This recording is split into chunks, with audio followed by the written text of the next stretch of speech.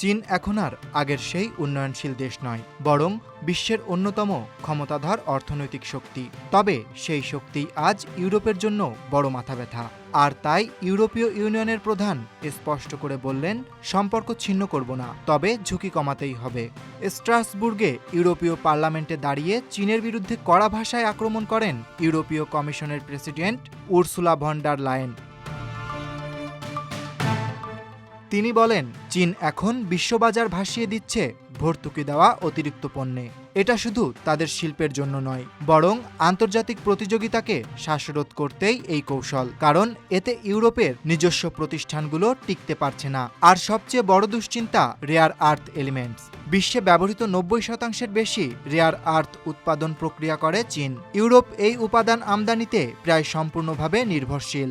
Von der লায়েন বলেন, নিজেদের অভ্যন্তরীণ সংকট অন্যের ঘাড়ে চাপিয়ে দেওয়া চলবে না।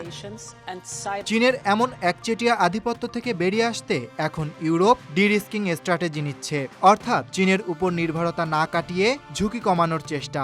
বিশেষ করে প্রযুক্তি ও কাঁচামালের মতো গুরুত্বপূর্ণ খাতে বিকল্প সরবরাহ নিশ্চিত করতে মরিয়া ইউরোপীয় ইউনিয়ন। তবে এই সময়ে রাজনৈতিক বিতর্কেও ঘনিয়েছে কালো মেঘ।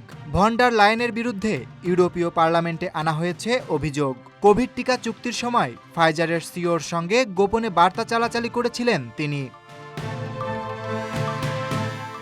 এই বৃহস্পতিবারই হতে যাচ্ছে সেই গুরুত্বপূর্ণ ভোট, যেখানে পাশ হতে হলে দরকার 2/3 সমর্থন।